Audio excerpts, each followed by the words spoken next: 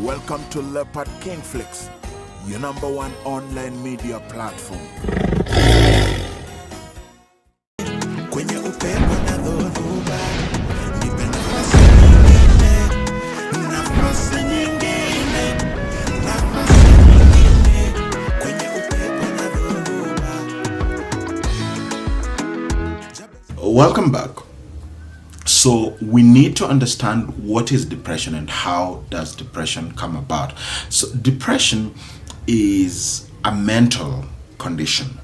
It is a mental condition that comes about when an individual has been subjected to prolonged stress, and it could be mental stress or emotional stress. We all go through moments of stress. So we have stressful moments at work, we have stressful moments during our processes of studies, during exams. We go through stressful events in families, loss of a loved one, disagreements and conflicts, lost relationships, or just relationships that are not working, strained relationships, toxic relationships around us. So we go through stressful moments every other time. We go through emotional conflicts and emotional trauma every other time. That in itself does not constitute depression. What constitutes depression is when this emotional or mental stress is subjected to an individual in a continuous fashion for a prolonged period of time until it affects their ability to function normally. Get that? Depression is a state of the mind and a state of emotion when an individual is subjected to emotional and mental stress or pain over a prolonged period of time. And even the prolonged period of time in itself does not constitute depression, because there are some people who are resilient, so they may be subjected to stress emotionally or mentally over a period of time or even physically, but then they are resilient, they are able to rise above it for reasons that I will try to explain later. But depression sets in when these pain, stress, emotional distress or trauma affects an individual continuously over a period of time to such an extent that it affects the ability of that person to function, to operate normally or optimally. Then we consider that person to be going through depression. Welcome to Diaspora Solutions with Love. Now that we have understood what depression is and what causes depression, basically being mental and emotional stress, it is important for us to ask ourselves, so what exactly constitutes not being able to function normally? What does it mean not to be able to function normally?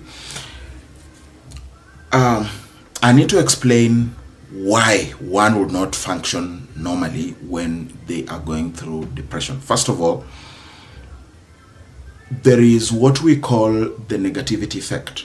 Negativity effect in psychology, it is a certain wiring. We are wired as human beings to survive, to adapt, and to avoid threats.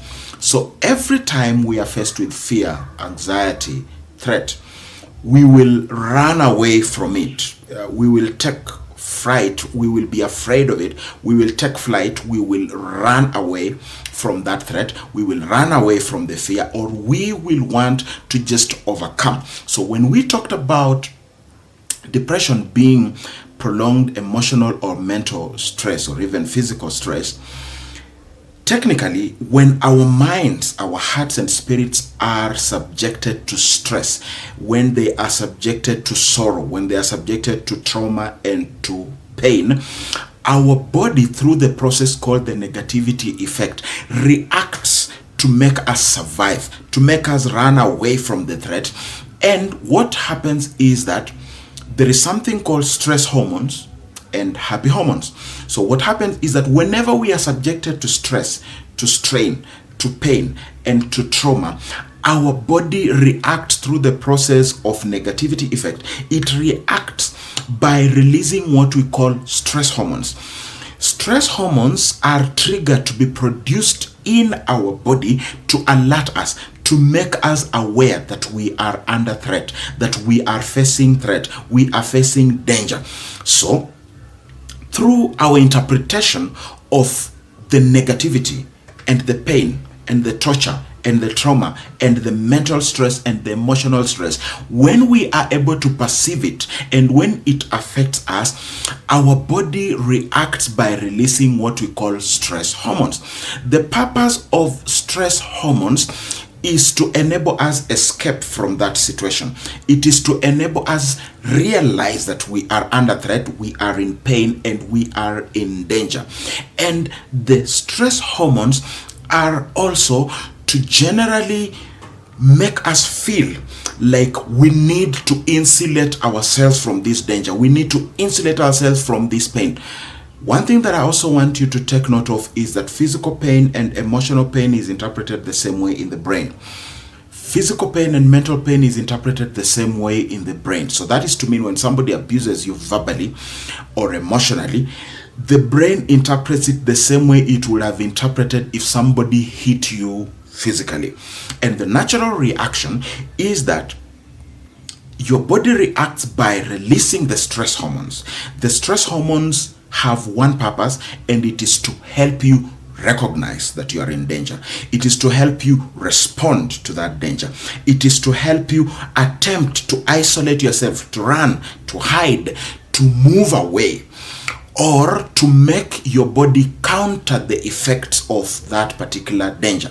So technically, we may respond through fear, we may respond through anxiety, we may respond by running, we may respond through withdrawal, we may respond by avoidance, or we may respond by also gaining an aggression, to be aggressive or to aggress back the aggressor as a way of protecting ourselves from that harm. Essentially, from a neuroscience perspective, when your body or your environment or your spirit and mind or emotions are subjected to stress, they release stress hormones, and the body or the brain recognizes those stress hormones and counter by attempting to produce what we call happy hormones. I will explain this shortly. It does not essentially mean that the ultimate response is for your body to produce happy hormones. No. It simply means that when your body produces the stress hormones, it naturally ignites you to be aware that you are under threat. And the body will attempt to neutralize those stress hormones by balancing them out with happy hormones, or what I may call positive hormones. Hormones that will cause a positive feeling, hormones that will cause you to feel happy, hormones that will tone down your anxiety and your fear and your levels of threat. So the body will naturally try to counter the stress hormones and the negative hormones. However, unless your mind and your body is intentionally energized, enabled to boost the levels of your happy hormones to be at the same level with the stress hormones or above the stress hormones, then it means there will be a chemical imbalance in your brain. I will repeat this because I really need you to understand. When you are subjected to threat, fear, anxiety, emotional torture, emotional abuse, emotional trauma, mental stress, your body produces stress hormones, which are negative energy recognizing hormones, to enable you to do something about it, to run away, to scatter for safety, or to intervene. As these stress hormones are rising, remember, they didn't just rise because they wanted to rise. They rose because there are threats. There is pain, there is torture, there is stress that is causing them to rise. Now, on the contrary, the happy hormones also need something that will trigger them to rise to levels. But unless your body is subjected to that process that will elevate, that will rise, that will cause the happy hormones to rise to the same level or above the levels of stress hormones, there will therefore constitute a chemical imbalance in your brain, and that chemical imbalance is what makes it impossible for you to function normally. It is what makes it impossible for you to operate as normal as it is supposed to be. So to heal yourself, you have to find a way of reducing the stress hormones and elevate or cause the happy hormones to rise. Then you will have healed yourself. But in the absence of you going through a process that will elevate the positive hormones, there is therefore a chemical imbalance in your brain and you don't function optimally. That brings me to the symptoms of depression, because I need to explain to you, how will you know that you are not functioning properly? How will you know that there is an imbalance in your brain to such an extent that you are no longer functioning normally? Because at this point, then we will say you are going through depression. Your pain, your stress, your trauma, and your prolonged sorrow has caused you an imbalance in your brain chemical constitution and caused you not to operate normally. And the following are the symptoms of depression. Manifestations when you are not functioning properly and when there is a chemical imbalance in your brain.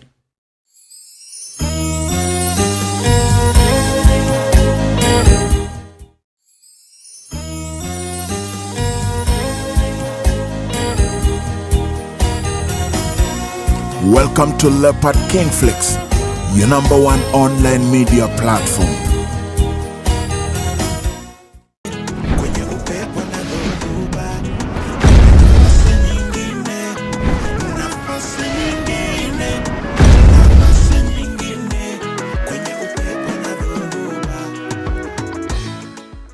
Besides a lack of focus and a lack of motivation or inspiration, whereby somebody will just be motivated to wake up and go to work, somebody will be motivated to work on their project, somebody will be motivated to solve their limitations and their challenges.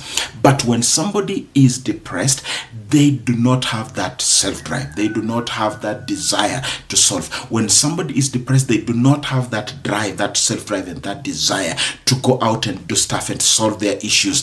So besides those two, a person who is going through depression as a result of chemical imbalance in their brain, they also are lacking in creativity. Ordinarily, when a situation comes up, even a problem that requires solutions, somebody would be challenged to be creative about it. Somebody will have to be innovative to come up with a way to traverse and to transcend that particular situation. Somebody will be inspired and somebody will be pushed to think outside the box, to create solutions, to be creative about their situations. At work, somebody will have to be creative, will have to be innovative. Somebody will have to bring on board their ingenuity to bring their A game in every situation. However, when somebody is going through a depression, their creativity is compromised. They become less creative. They're just docile and dormant. They just do basic minimums. And then they are also withdrawn. They are withdrawn from other people. They don't want the company of others. They want to just be alone. They just want to spend time alone. They don't want to share what they're thinking about. They don't want to open up because they're feeling weak and vulnerable. So they feel that when they share out, then they are exposing themselves at their lowest point. Now, another aspect about somebody who is going through depression is that they lack interest in their appearance. A person who is depressed is not really concerned so much about how they look. They don't work hard to groom.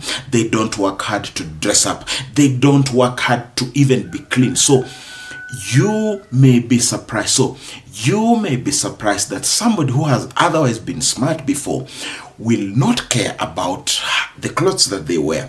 They will not care whether they have combed their hair. They will not care whether they have brushed their teeth. They will not care whether they are putting on the right kind of attire or shoes or not. Some will not even take a shower. Some will put on dirty clothes and not even realize that their clothes are dirty. Some will repeat the clothes they have put on for the last 2-3 days and they will not realize that they need to change. So there is a constant lack in a person's appearance. So if it is the ladies, they are not grooming no more.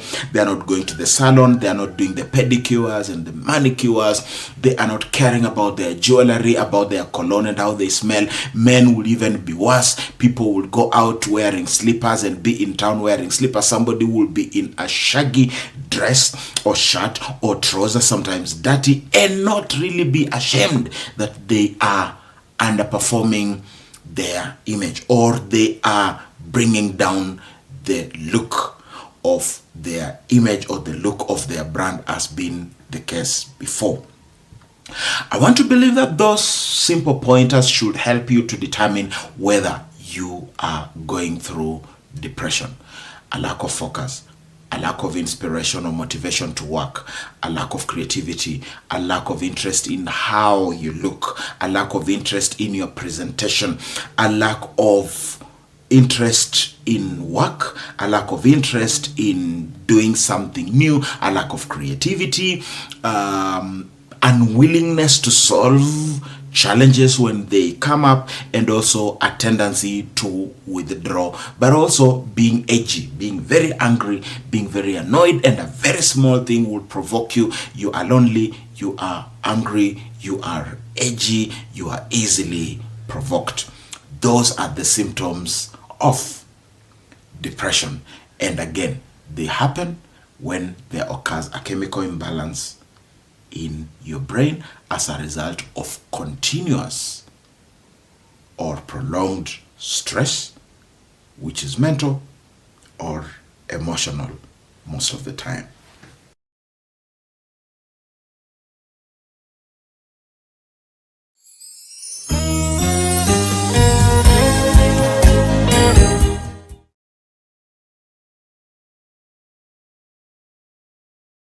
Welcome back. Now that we've been able to speak about depression, we've been able to talk about how it comes about, the neuroscience behind it, and we've talked about the symptoms.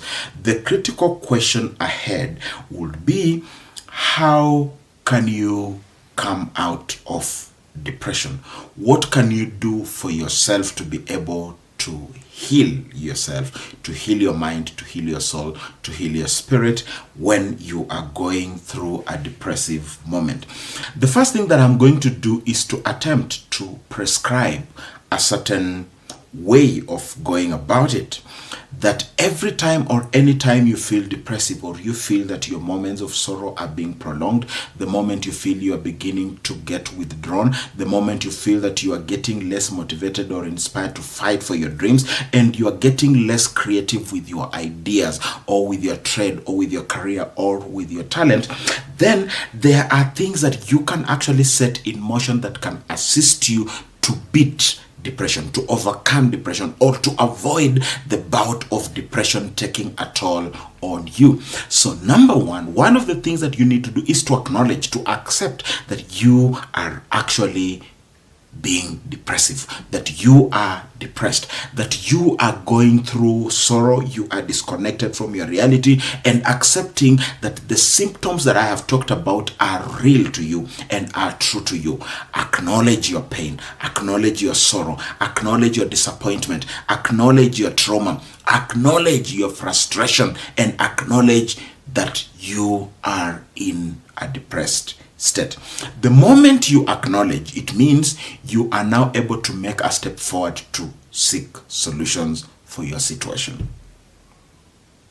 Secondly, after you have acknowledged and accepted that you are depressed and you need to find help, one of the things that you can do, there are three things that you can do.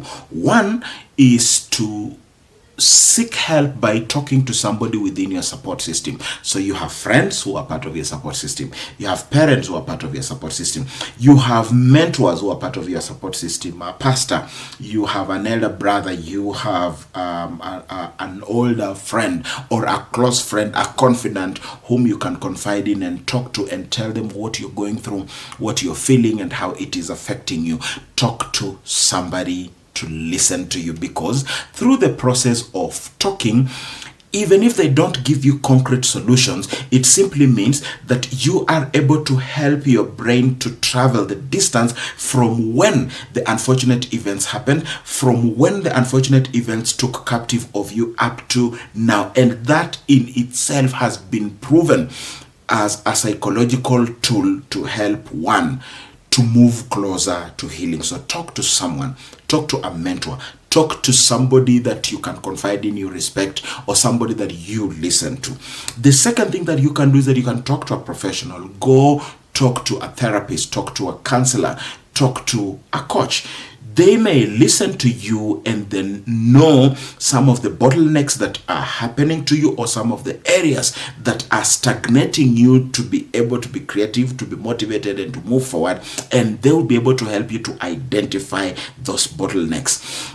In the event that they are not able to effectively assist you, then they are well placed to refer you to a therapist or a specialist who is able to deal with your specific area, whether your issue has everything to do with grief. So maybe you are depressed because you're mourning the loss of a loved one. Probably it is a family situation. We have family therapists, we have couple therapists. Probably it is, abuse. You have gone through abuse. It could be sexual abuse, it could be domestic abuse, it could just be workplace related trauma, and there are specialists for all these areas. All you need to do is to speak out and speak to the right person, and you will get the help. However, the third one, which I am trying to prescribe, that there are people who may not necessarily have a quick access to the two references that I have made, and you find yourself in a fix, you find yourself in a situation, and somehow you need to do something about it.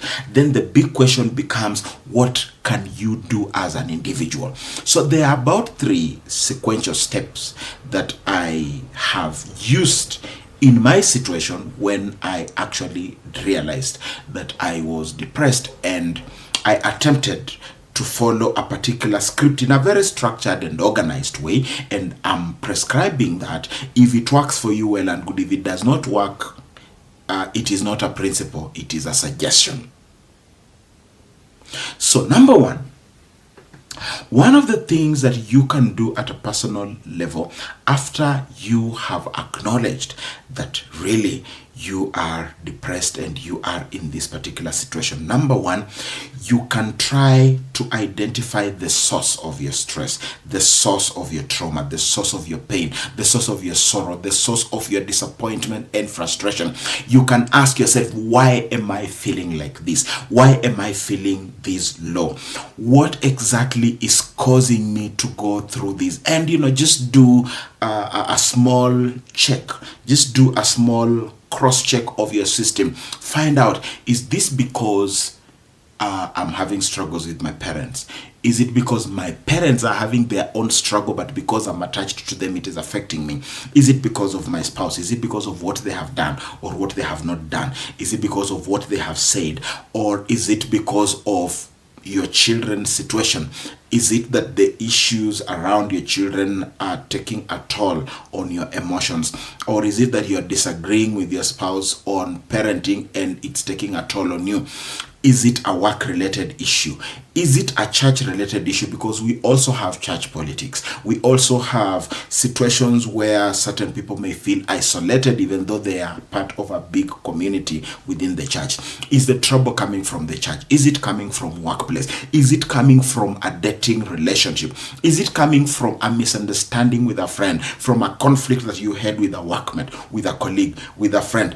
Is your depression or your moments of sadness everything to do with your health? Is your health depressing you? Are you assisting somebody who is sick or who is even disabled, and then the frustration or the sorrow and the sympathy towards this person is making you feel this depressive? People who offer help, even therapists, sometimes we counsel people, we assist people, but then they transfer that energy to us. We end up feeling empathetic until we can cross the line that the empathy can transform.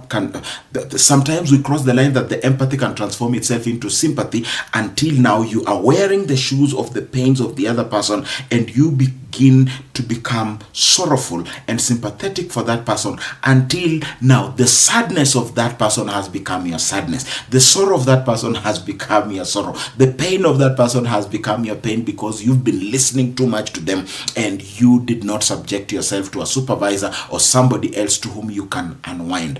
Ask yourself, what is the source of your stress? Is it that you're broke? Is it that you are laid off? Is it that your business is not performing? Is it that you're being frustrated at work?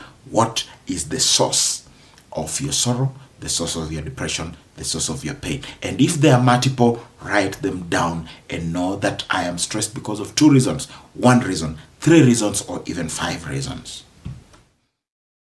Kwenye upepo na dhoruba, nipe nafasi nyingine, nafasi nyingine, nafasi nyingine.